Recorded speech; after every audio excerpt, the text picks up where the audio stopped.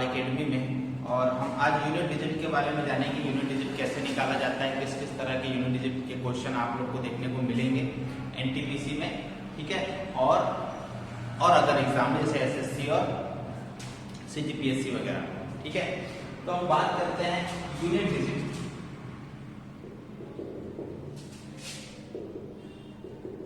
Unit digit, ठीक है, unit digit दिख रहा है, नीचे दिख रहा है, ठीक। यूनिट डिजिट, यूनिट डिजिट का मतलब क्या होता है भाई? यूनिट का मतलब होता है इकाई, इकाई अंक, इकाई अंक, ठीक है ना। जैसे मैंने कोई संख्या लिख दिया कि 2945, ये एक संख्या लिख दी, ठीक है। तो इकाई का अंक क्या होता है? किसी भी संख्या का अंतिम अंक, किसी भी संख्या का अंतिम अंक, अंतिम अंक, उसे हम क्या कहते हैं? इकाई का अंक, यूनिट डिजिट के नहीं, ठीक है। या आप इसी को ऐसे भी बोल सकते हो कि किसी संख्या को, किसी संख्या को, किसी संख्या को 10 से विभाजित करने पर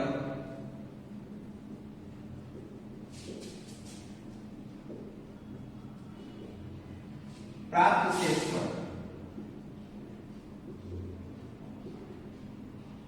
किसी संख्या को 10 से विभाजित करने पर प्राप्त शेषफल। देखिए जैसे मैं इसको 10 से अगर भाग दूंगा तो 40 तक तो ये कट जाएगा, बचेगा कितना? 5 ही तो बच जाएगा ना, ठीक है। जैसे कि मैंने लिख दिया 1997।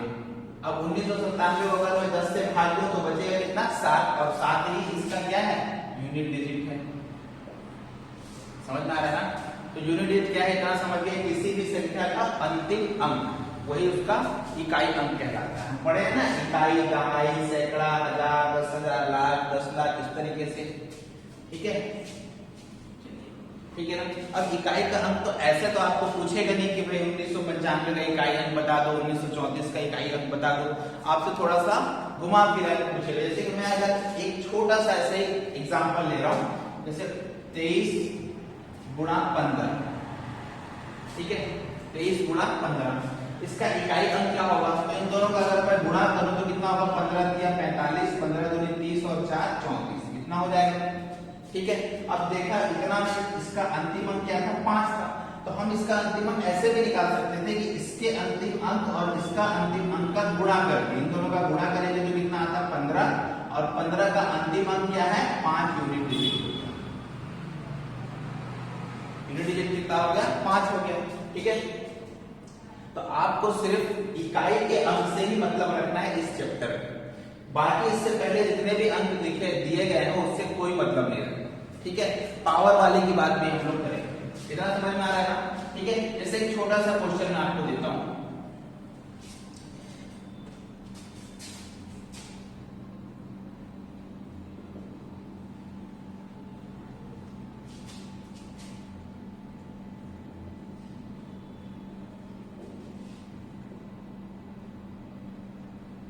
ये एक क्वेश्चन है, ठीक है। अब आपसे पूछ रहे हैं कि इसका इकाई का अंक बताना है, समझ में आ रहा है? 2005, 2007, 2009, 2013, तो इसका इकाई का अंक क्या होगा भाई? Unit digit. मैंने क्या बताया आपको? सिर्फ अंतिम अंक से मतलब रखना है। तो 7 पंचे कितना हो गया? 35। अब इस 35 में अंतिम अंक क्या है? इसको छोड़ दो, अंतिम अंक क्या है? 5। अब इस 5 का गुणा इससे कर दो, 5 नहीं है, कितना हो जाएगा? 45। 5 में कितना होगा? 45 हो जाएगा, ठीक है। अब 45 का अंतिम अंक क्या है? 5 है, 4 को छोड़ दो, 5 दिया कितना हो जाएगा? 15। अब 15 का अंतिम अंक क्या है? 5, तो इसका आंसर क्या हो जाएगा? 5 इसका आंसर हो जाएगा, 5 इसका क्या हो जाएगा? आंसर, ठीक है। चलिए, इसी टाइप से हमको सिर्फ आखिरी अंक से मतलब रखना है, पहले अंक को छोड़ देना, कोई मतलब नहीं है। तो यूनिट डिजिट इसका कितना आ गया?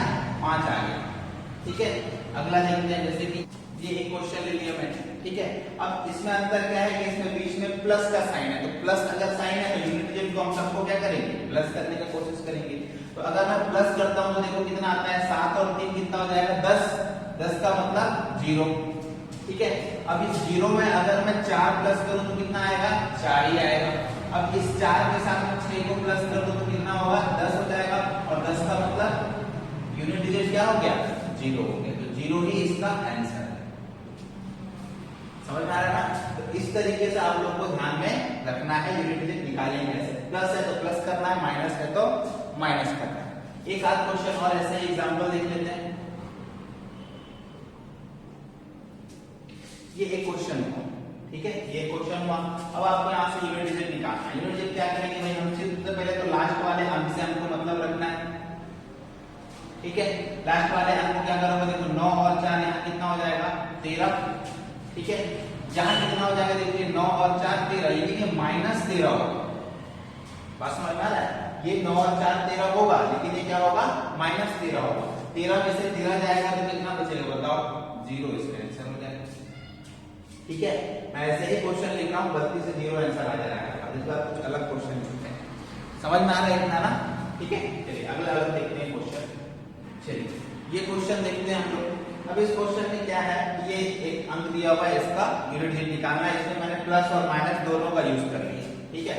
यहाँ पर देखिए क्या होगा, मुझे सिर्फ आखिरी अंक से मतलब रखना है, तो ये 6 और 9, 9 और 7, ठीक है। अब यहाँ पर देखिए, यहाँ से 9 और 6 कितना हो गया भाई, 15, 15 का मतलब कितना होगा, यूनिट डिजिट कितना होगा, 5 होगा। अब 5 में से 9 जाएगा तो बचेगा कितना, -4, यही होगा। 5 में से मैं 9 को घटा रहा हूं क्योंकि माइनस का साइन, ठीक है। अब -4 में से -7 कितना हो गया, देखो -4 और -7 कितना हो गया, -11, -11। अब इस -11 में यूनिट डिजिट क्या होगा, -11 का यूनिट डिजिट क्या होगा, -1 यूनिट होगा। लेकिन ये यूनिट डिजिट कभी भी माइनस में आता है क्या, नहीं आता। यूनिट डिजिट तो एक पूर्ण संख्या होती है, ठीक है। तो जब भी ऐसा माइनस में यूनिट डिजिट आए तो हम इसको 10 से घटा लेंगे। कभी भी कोई भी क्या करता है कि भाई 4 और 7 का अंतर देखिएगा कितना होगा, 3, और 3 आंसर लगा के आगे बढ़ जाएगा, 3 ऑप्शन में भी होगा, समझ में आ रहा है। लेकिन ये गलत तरीका है। आप क्या करोगे कि 10 में से अगर जो नेगेटिव आया उसको घटा देना, कितना आ जाएगा, 9 इसका यूनिट डिजिट आएगा। यूनिट डिजिट कितना आएगा, 9। तो कभी अगर नेगेटिव में यूनिट डिजिट आ गया तो उसको हम क्या करना है, 10 से घटा लेना, ठीक है। समझिए इतना ना। अगला देखते हैं क्वेश्चन। अब थोड़ा सा हम लोग बात आगे बढ़ाते हैं। चलिए अब आप थोड़ा बात हम लोग आगे बढ़ाते हैं। ये तो समझ गए हो गया। अब यहाँ पर देखो, अगर मुझे क्वेश्चन दे दिया कि 5, जैसे कि क्या होता है कि हर एक नंबर, जैसे मैं एक बात बता रहा हूं आपको, जैसे दे दिया कि 5 के घात में 19, ठीक है, का यूनिट डिजिट क्या होगा, यूनिट डिजिट क्या होगा, ये आपसे पूछ दिया। तो आप क्या करोगे, 5 को 19 बार तो कर नहीं सकते, तो आपको सीधी सी बात है कि मैं 5 के घात में अगर 1 रखता हूं तो यूनिट डिजिट क्या आता है, 5 आता है, ठीक है। यहां रख देता हूं मैं पावर, और यहां पर रख दूंगा unit digit, UND, unit digit, ठीक है। 5 के घात में 1 रखता हूं तो क्या मिलेगा मुझे, 5 मिलेगा। 5 के घात में 2 रखने पर भी मुझे क्या मिलेगा, अंत में क्या मिलने वाला है, 5 ही मिलने वाला है। 5 के घात में 3 रखने पर भी अंत में मुझे क्या मिलने वाला है, 5। तो याद रखना कि 5 के घात में अगर कुछ भी रख दिया जाए तो उसका यूनिट डिजिट कितना होता है, 5 ही होता है। समझ पा रहे हैं? तो आप देखो, अगर 5 के घात में 19 की बात की जाए तो 5 के घात में कुछ भी रख दो, यूनिट डिजिट क्या आता है, 5 ही आता है, और 5 ही इसका आंसर। समझ में आ रहा है ना। इसी तरीके से क्या होता है कि संख्या, कुछ संख्या ऐसे ही है, जैसे कि मैं 6 की बात करूं, 6 के घात में आप 1 रखोगे तो भी यूनिट डिजिट क्या आएगा, 6 ही आएगा। 6 के घात में 2 रखोगे तो भी यूनिट डिजिट 6 ही आना है। 6 के घात में 3 रख दो तो भी यूनिट डिजिट क्या होना है, 6 ही आना है। समझ में आ रहा है। तो हर अंक की ये कुछ उसकी लिमिट होती है, उसकी साइक्लिसिटी की लिमिट होती है। कुछ हर एक बार में रिपीट हो जाते हैं, कुछ 4 बार में रिपीट होते हैं, कुछ 2 बार में रिपीट होते हैं। समझ में आ रहा है। चलिए बात करते हैं हम लोग, यही रिपीटेशन की बात करेंगे ना, साइक्लिसिटी की बात करेंगे। साइक्लिसिटी क्या है भाई, कि अगर मैं 2 के घात में 1 लिखता हूं तो आप बोलोगे भाई 2 होगा, 2 ही आएगा। 2 के घात में 2 लिख दिया जाए तो क्या मिलने वाला है मुझे, आखिरी में 4। 2 के घात में 3, इसका मतलब क्या मिलने वाला है, 8। और 2 के घात में 4, तो अंत में क्या मिलने वाला है मुझे, 6 मिलने वाला है, 16 हो जाएगा। अब अगर मैं 2 के घात में 5 रख दूं तो देखो इसको फिर से 2 से गुणा करेंगे तो 6 दूनी 12, मतलब लास्ट में फिर से क्या आ गया 2 आ गया। समझ में आया? अगर मैं 2 के घात में 6 रख दूं तो इसको मुझे क्या मिलेगा, वापस में 1 2 है, फिर 2 से गुणा करूंगा तो लास्ट में क्या आ जाएगा 4 आ जाएगा। अब 2 के घात में 7 है, फिर इसको अगर 2 से गुणा करूंगा तो 8 हो जाएगा। तो आप यहाँ देख रहे हो कि हर 4 बार में, हर 1 2 3 4, हर चौथे बार में संख्या क्या कर रही है, रिपीट हो रही है। यूनिट डिजिट क्या हो रहा है, रिपीट हो रहा है। समझ में आ रहा है? तो इस संख्या का मतलब 2 का साइक्लिसिटी, 2 का साइक्लिसिटी मतलब इसको चक्र अनुक्रम बोलते हैं। इसको क्या बोलेंगे, चक्र अनुक्रम। 2 का साइक्लिसिटी कितना होगा, आप बोलोगे 4। ठीक है, ऐसे ही 3 का भी होता है। 3 का साइक्लिसिटी भी क्या होता है, 4 होता है। आप घर में करके देख लेना। वैसे ही 7 का भी साइक्लिसिटी होता है। 7 का साइक्लिसिटी क्या होगा, 4 होगा। समझ में आ रहा है? 7 भी हर 4 बार में रिपीट होता है, 7 यूनिट। उसके बाद फिर 8 का साइक्लिसिटी भी क्या होगा, 4 ही होगा। बात समझ में आ रहा है? तो आप याद रखना कि 2 3 7 8 इसका साइक्लिसिटी क्या होता है, 4 ही होता है। ठीक है, चलिए इसको मैं यहां साइड में लिख लेता हूं। 2 3 7 8 इसका साइक्लिसिटी क्या है, 4। ठीक है, चलिए ठीक है ना। अब बाकी के बचे हुए संख्या मैंने आपको 5 और 6 का साइक्लिसिटी बता दिया था। 5 और 6 का साइक्लिसिटी क्या होगा, 1 होगा। 1 होगा मतलब वो हर बार रिपीट करेगी। अब बच क्या गया, बस बताओ आप यहाँ देख करके, बच क्या गया, 4 और 9 बच गया। तो अगर मैं 4 के घात में 1 रखता हूं तो 1 आने वाला है। ठीक है, 4 के घात में 2 रखूंगा तो 6 आएगा। 4 के घात में 3 रखता हूं तो फिर 4 आ जाएगा, 6 चौके 24 हो जाएगा।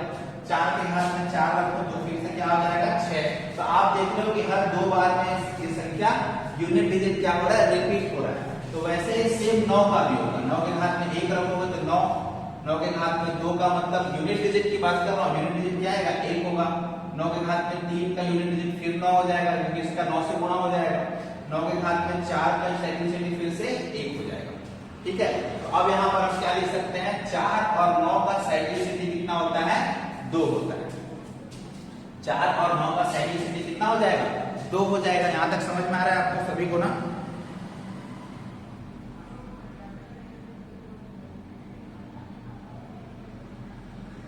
ठीक है, चलिए तो इतने समझने वाली बात थी वो मैंने समझा दी।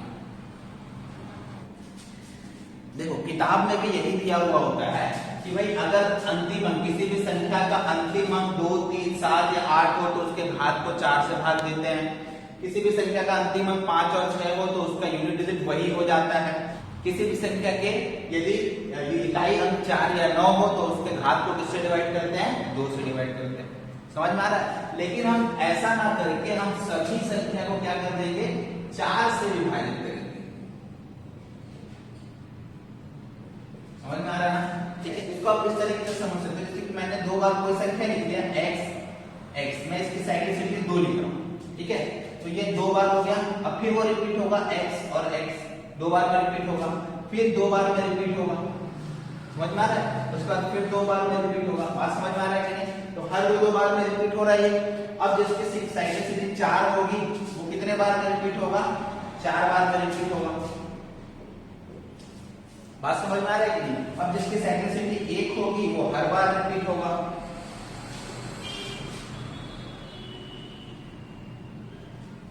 ठीक है, अब आप यहां पर देखो कि मैं ये बोल सकता हूं ना कि हर 4 बार में सभी संख्याएं रिपीट हो रही है। बोल सकते कि हर 4 बार में सभी संख्याएं क्या होती है, रिपीट होती है। तो इसीलिए सभी का साइक्लिसिटी हम क्या मान के चलते हैं, 4 को मान करके चलते हैं। ठीक है, तो अब यहां से कहानी खत्म हो गया है। यहां समझ लो कि यूनिट डिजिट खत्म हो गया। बस हमको सवाल करने हैं और आंसर लेकर के आना है। आप इतना से याद रखिए कि सभी का साइक्लिसिटी क्या होता है, 4 होता है। उसके घात को 4 से विभाजित करेंगे, चाहे नीचे कुछ भी हो। ठीक है, चलिए अब मैं यहां पर एक क्वेश्चन लूंगा। ठीक है, जैसे मैं यहां पर एक क्वेश्चन लेता हूं कि 219 के घात में 46, 219 के घात में 46 का इकाई अंक बताइए। इकाई का अंक क्या होगा। तो मैंने क्या बताया, नीचे कुछ भी हो, अगर मैं नीचे 9 दिया हुआ है, ऊपर वाले को 2 से भाग देख करके आंसर लाऊं तो भी आंसर वही आने वाला है, 4 से भाग दे करके आंसर लाऊं तो भी वही आने वाला है, क्योंकि सभी का साइक्लिसिटी मैंने क्या बताया था 4। ये सब याद ना रखना पड़े, इसलिए हम सभी का साइक्लिसिटी 4 मान के चलते हैं। ठीक है, तो अगर मैं इसको 4 से डिवाइड करूं तो शेषफल क्या हो जाएगा बताओ, 2 आ जाएगा। तो 219, 2 का मतलब ये है कि 9 के घात में क्या लिखना है मुझे, 2 नया शेषफल हो गया।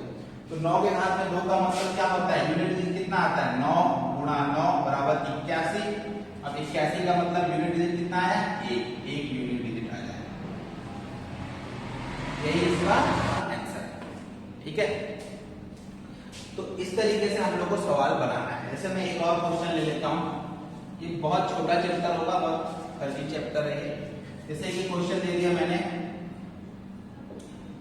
216 के घात में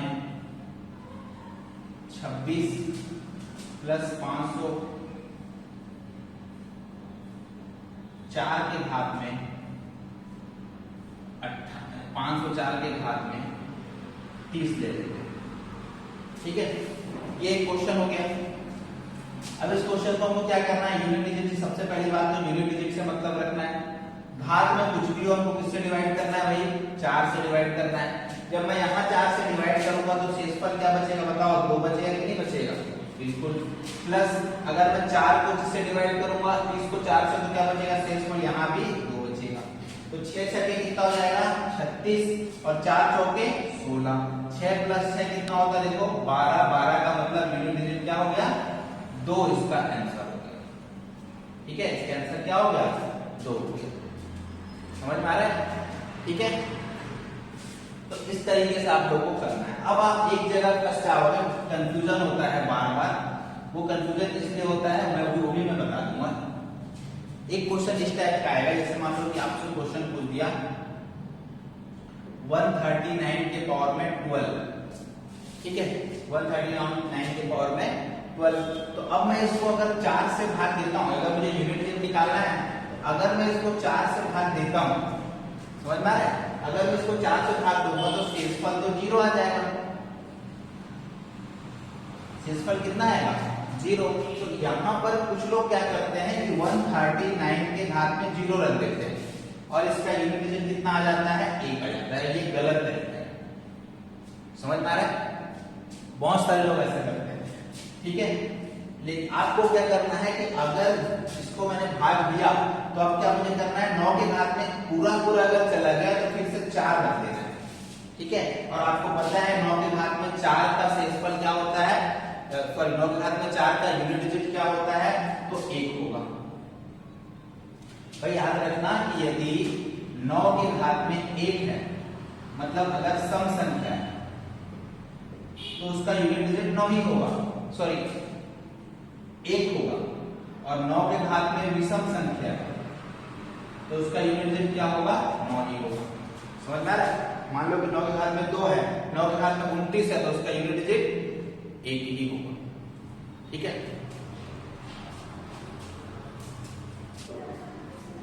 ये एक क्वेश्चन है। ठीक है, अभी तक मैं आया हुआ क्वेश्चन नहीं करा रहा, अभी मैं खुद से क्वेश्चन लिख के दे रहा हूं आपको और प्रैक्टिस करवा रहा हूं। ठीक है, अब यहां पर देखो यूनिट डिजिट से मतलब है आपको, ठीक है, दूसरा काम क्या करना है, इसको भाग देना है 4 से। अगर मैं इसको 4 से भाग दूंगा, सबसे पहले तो याद रखो कि अगर नीचे 1 है, इसको मैं किसी भी संख्या से भाग दूं तो शेषफल अंतिम डिजिट कितना आएगा 1 ही मिलने वाला है। प्लस 2 के घात में अगर इसको भाग दो तो कितना आ रहा है 4, भाई ये तो पूरा चल जाएगा। इसका मतलब यहां मैं क्या रखूंगा, 2 के घात में 4 ही रख दूंगा क्योंकि ये संख्या पूरी चलेगी। प्लस यहाँ पर क्या हो जाएगा, 3 के घात में 1, क्योंकि 12 से भाग देने पर 1 आए, सॉरी 4 से भाग देने पर कितना आने वाला है 1 आने वाला है। ठीक है, यहाँ पर देखो कितना आएगा 2 आएगा, मतलब 4 के घात में मुझे क्या रखना है 2 रखना है। अब 5 के घात में कुछ भी रख लो, यूनिट डिजिट क्या मिलना है हमको 5 ही मिलना है। ठीक है, अब यहाँ पर आप ध्यान से समझो कि यदि आवाज नहीं आ रही है,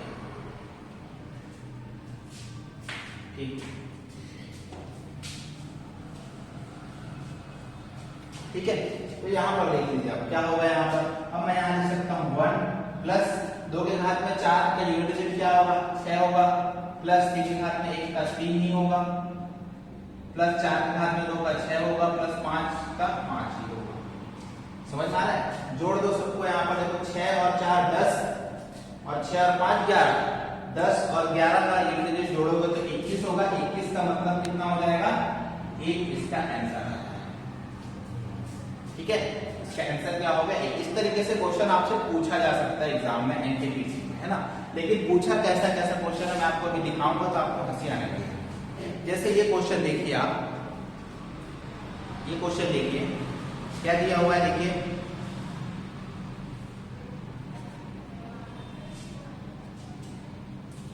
देखिए क्या दिया हुआ है 213 के घात में 6, 213 के घात में 6। समझ में आ रहा है? ये किस में आया हुआ है देखो क्वेश्चन, ग्रुप डी के 2018 में ग्रुप डी में आया हुआ है। तो 213 के घात में 6 इसका यूनिट डिजिट क्या होगा? अब बताओ, इसको बनाने की जरूरत है क्या? 3 है, 3 का घात में कितना होगा 2, 3 का स्क्वायर कितना होता है यूनिट डिजिट 9, इसका आंसर हो जाएगा। समझ में आ रहा है? भाई मैंने 6 को 4 से भाग दिया, शेष पर कितना बचा 2 बच गया। 3 के घात में 2 का मतलब क्या होता है 9 होता है, क्योंकि हमें अब नया पावर क्या हो गया 3 के घात में 2, अब 3 के घात में 2 का मतलब क्या हो गया 9 हो गया, 9 से इस पर आ गया। ठीक है, तो ये क्वेश्चन पूछा हुआ था ग्रुप बी 2018 में। ठीक है, अगला देखो क्वेश्चन, एक क्वेश्चन और ये पूछा हुआ है, मैं बता दूं आपको कि अब हम ग्रुप डी का ही क्वेश्चन कर रहे हैं, मैंने सब लिख करके रखा हुआ कौन कौन से क्वेश्चन आए। जैसे कि क्या हुआ देखो, ये क्वेश्चन आया आपका, आपके स्क्रीन पर भी मिल जाएगा 1600। ठीक है, अब देखो ये क्वेश्चन आया हुआ है एनटीपीसी 2017 में। 2017 में बोलोगे आप एग्जाम ही नहीं हुआ था, मेंस की बात हो रही है। ठीक है, क्योंकि 2017 में एनटीपीसी का सीबीटी 2 हुआ, एनटीपीसी सीबीटी 2 में 2017 में ये क्वेश्चन आया हुआ। बताओ इस क्वेश्चन को छोड़ोगे आप, क्या करना है यूनिट डिजिट रख लो 3 4 5। अब इसको अगर आप 4 से भाग दोगे तो देखो पूरा पूरा चला जाएगा। 4 से भाग देने के सिर्फ अंतिम 2 अंक भागने के देखना होता है, पूरा पूरा चलेगा। इसका मतलब 3 के घात में क्या हो गया 4, गुणा 4 के घात में ये भी पूरा पूरा चल गया, तो 4 के घात में 4।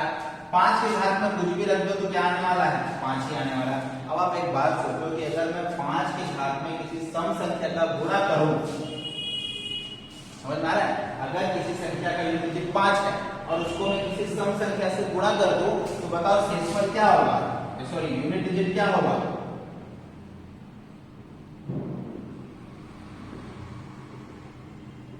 जीरो होगा कि नहीं होगा? सब क्या है ये सब गुणे में है। ठीक है, गुणे में दिया हुआ है ना, हाँ बिल्कुल गुणे में दिया हुआ है, और इसका आंसर क्या हो गया 0।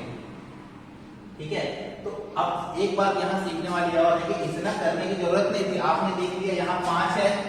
अब 5 के घात में कोई भी सम संख्या मिल गई, मान लो ये 4 यहाँ नहीं होता तो मुझे देखना पड़ता है कि क्या है, क्या इसका और आंसर हो सकता है।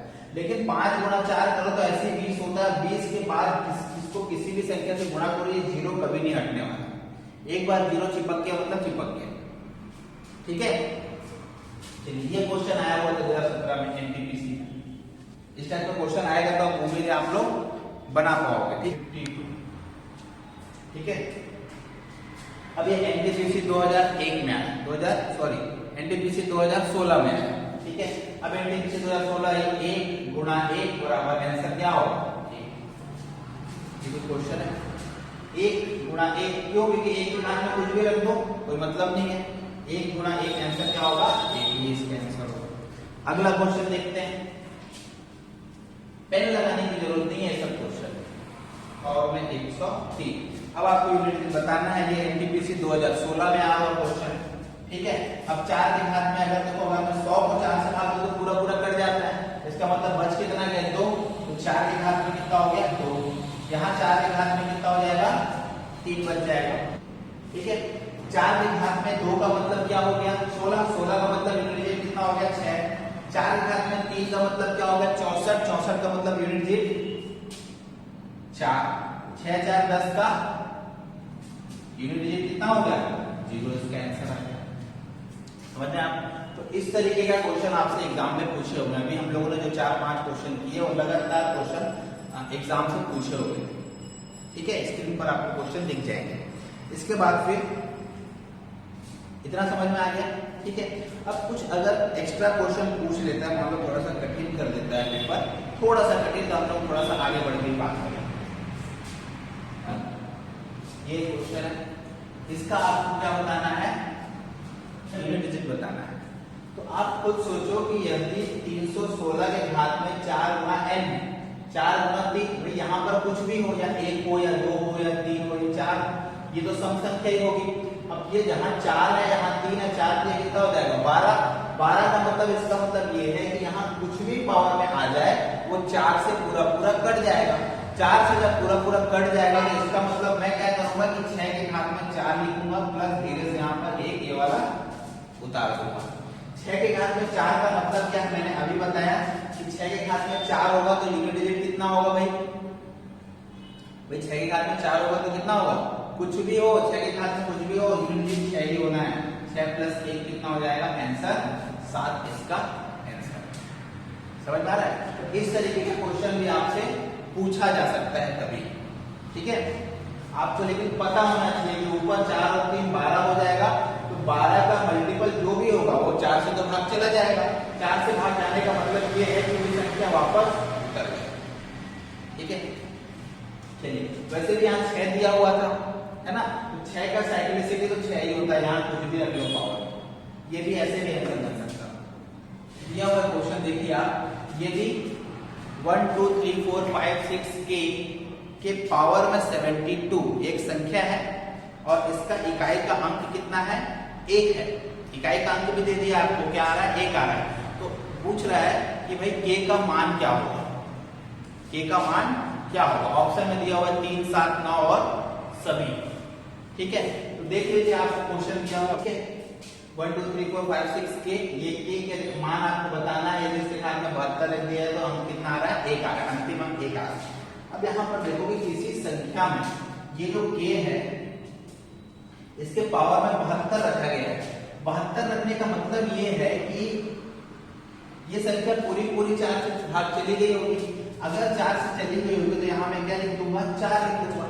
ठीक है, अब इस संख्या का पावर 4 रखने पर 1 आता है, सिर्फ 1 आता है अंतिम अंक। तो मैं k की जगह पर क्या क्या रख सकता हूं? तो आप देखो, पहला ऑप्शन क्या दिया हुआ है? पहला ऑप्शन क्या दिया हुआ भाई? 3।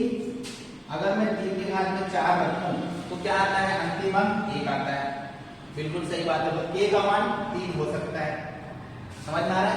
अगर मैं 7 के घात में 4 रखूं तो भी 1 आता है, अंतिम अंक क्या आता है? 1 आता है। इसका मतलब 7 भी इसका आंसर हो सकता है। अगर मैं 9 के घात में 4 रखूं, मैंने आपको बताया था 9 के घात में अगर सम रखूंगा तो अंतिम अंक क्या आएगा? 1 आएगा।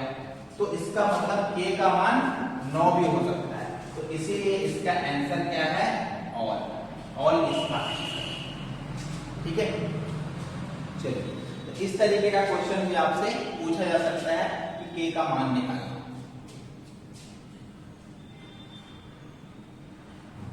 ठीक है, अब ये क्वेश्चन दिया होगा, समझ में आ रहा है? अब इस क्वेश्चन में हम क्या कर सकते हैं इसके साथ? भाई 5 के घात में कुछ भी रख दो, 5 ही आने वाला है। 6 के घात में कुछ भी रख दो, 6 आने वाला है। 7 के घात में रखोगे तो 32 होता है, 32 4 से जाता है, मतलब 1 से इस पर बच जाएगा। 7 के घात में क्या लिख सकते हो आप?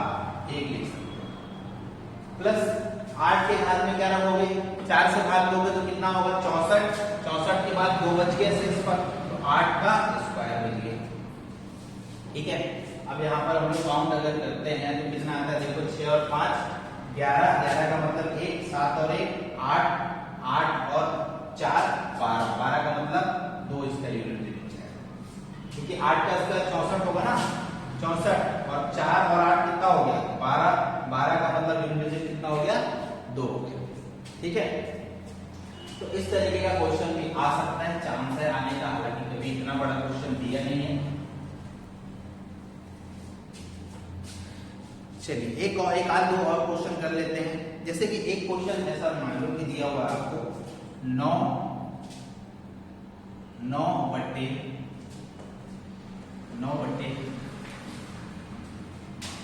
5 के घात में 1005, ये दिया हुआ है। ठीक है, अगर इसको भाग दिया जाए तो अंतिम डिजिट क्या होगा? तो अंतिम डिजिट क्या होगा, इस टाइप के क्वेश्चन आते हैं, याद रखिएगा। ठीक है, क्या कर सकते हैं इसको हम,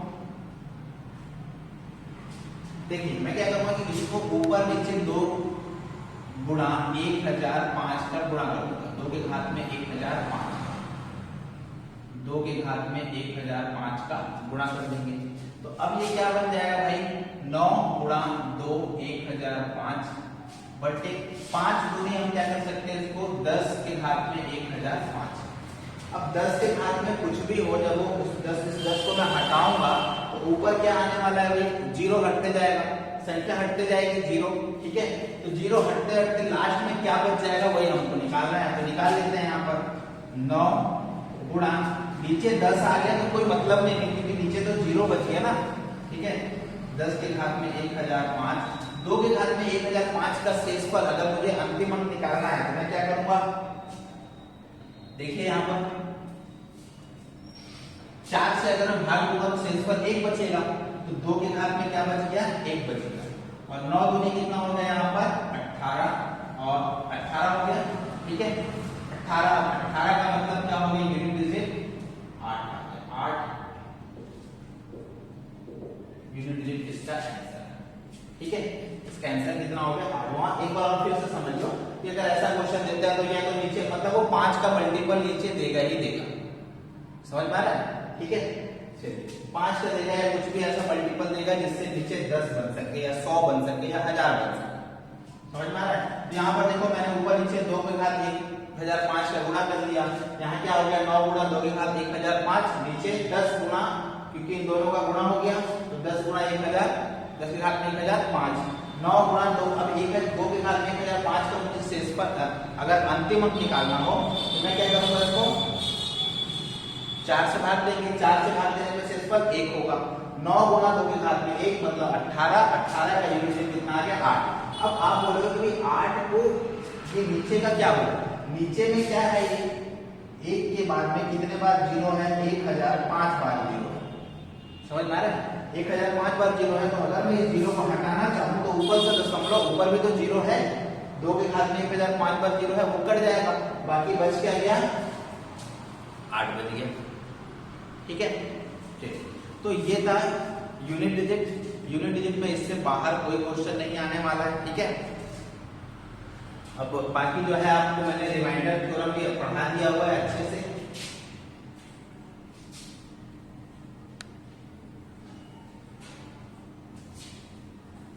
ठीक है, बाकी जो मैंने रिमाइंडर थ्योरम भी आप लोगों को अच्छे से पढ़ा दिया हुआ है, और उससे ज्यादा नहीं आएगा। अपने पास रिमाइंडर थ्योरम का क्वेश्चन है क्या? देखो जैसे ये क्वेश्चन दिया हुआ है, ये क्वेश्चन दिया हुआ है एनटीपीसी 2000 में पूछा, 2016 में पूछा गया क्वेश्चन। 3 के घात में 10 को अगर मैं 7 से भाग दूं तो शेषफल क्या होगा पूछा। अब बताओ ये क्वेश्चन बनेगा कि नहीं बनेगा? भाई मैंने बताया था नीचे अगर अभाज्य संख्या है तो ऊपर वाले को एक कम से भाग दे दो, समझ में आ रहा है, ऊपर वाले को एक कम से भाग दे दो। इसको इस क्वेश्चन को भी डलवा देंगे। 3 के घात में 10 को 7 से भाग देना है, तो एक कम से भाग दोगे तो कितना शेषफल बचेगा? 3 के घात में 4 बच गया। अब 3 के घात में 4 का मतलब क्या होता है? 9 या 81 को 7 से डिवाइड कर दो। 12 सत्ते कितना होता है? 84 होता है। 84 का मतलब कितना हो गया? -3, -3 के 7 का मतलब कितना हो गया? 4 आंसर आ जाएगा। रिमाइंडर कितना आ जाएगा? 4। अब बताओ ऐसा क्वेश्चन आया है एनटीपीसी में 2016 में, समझ रहे हैं आप? ठीक है, जैसे ये एक एलपी में क्वेश्चन हुआ, आया हुआ क्वेश्चन है। चलिए ये क्वेश्चन भी चला लेता हूं मैं। तो आपको ये जो ए दिया हुआ है, इस ए का मान बताना है, ए के जगह पर क्या रखना है, समझ पा रहे हैं? ठीक है, तो अब आप क्या करेंगे भाई, देखो अगर x -5 से पूरा विभाजित हो जा रहा है तो इसका मतलब x -5 बराबर 0 कर देते हैं। ठीक है, तो x इक्वल टू क्या हो जाएगा? 5 हो जाएगा। अब मैं यहाँ पर 5 का मान रख देता हूं, तो 5 दिया कितना होगा? 15। ठीक है, सॉरी 25 होगा ना। 3 गुणा 25 प्लस यहाँ पर क्या हो जाएगा? a का मान ये बराबर 0 है ना। ठीक है, तो यहाँ पर क्या हो गया देखो, x का मान मैंने 5 रखा तो 5a प्लस 4 इक्वल टू 0। अब देखो यहाँ पर क्या हो गया, 25 या 75, 75 और 4, 5a इक्वल टू 75 और 4 कितना होगा 79, 79 को उधर हो जाएगा -79। समझ आ रहा है? तो यहाँ पर a बराबर कितना हो गया -79/5। देख सकते हो आप, 5 से भाग देंगे तो कितना होगा, 5 एकम 5, ठीक है, बचा कितना 2 और 9, 5 पंचे 25 और 5 अट्ठे 40, 15.8। ये क्या होगा -15.8। तो यहाँ पर a का मान क्या होगा, a बराबर क्या होगा -15.8। यही इसका आंसर है। समझ में आ रहा है? तो इस टाइप का भी क्वेश्चन कभी कभी आ जाता है। किसमें आया हुआ क्वेश्चन है, ALP में आया हुआ क्वेश्चन 2018 में, ठीक है। तो इस तरीके से कभी कभी आप सीधा सीधा x बटे 5 से विभाजित हो रहा है, तो x बराबर क्या रख दिया हम लोगों ने 5 रख दिया, क्योंकि x - 5 बराबर 0 होता है। x - 5 बराबर 0 है तो x बराबर 5। कल को अगर x प्लस 5 दिया होगा तो x माइनस रख देंगे और यहाँ पर ये मान प्लस में आ जाएगा, ठीक है। चलिए, तो इस तरीके का क्वेश्चन हम लोग को देखने को मिलता है एनटीपीसी वगैरह में। अभी मैंने सिर्फ एनटीपीसी का भी क्वेश्चन कराया, पीएससी के क्वेश्चन भी करा दूंगा आगे, ठीक है। तो रिमाइंडर थ्योरम से भी बहुत इजी क्वेश्चन आते हैं, यूनिट डिजिट से भी बहुत इजी क्वेश्चन आते हैं। तो यहाँ पर आप लोग का नंबर सिस्टम समाप्त हो जाता है, ठीक है। अब अगले वीडियो में हम लोग एलसीएम एचसीएफ के बारे में लेंगे, और हम लोगों ने एक प्लानिंग किया हुआ है, जैसे कि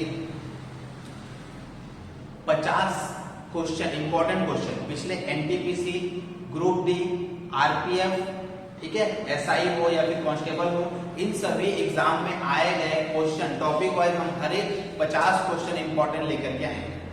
हर एक यूनिट का, हर एक चैप्टर का 50 इंपॉर्टेंट क्वेश्चन, आए हुए क्वेश्चन किसी न किसी एग्जाम में, मतलब रेलवे की बात कर रहा हूँ, रेलवे में किसी न किसी एग्जाम में आए हुए क्वेश्चन को हम कंप्लीट करेंगे, ठीक है। तो उससे क्या है, रिवीजन भी अच्छा होगा। उसके बाद आप जब सेट वगैरह लगाओगे तो सेट लगाने में भी आपको बहुत मदद मिलेगी। समझ में आ रहा है? चलिए ठीक है, फिर मिलते हैं अगली क्लास में। Thank you.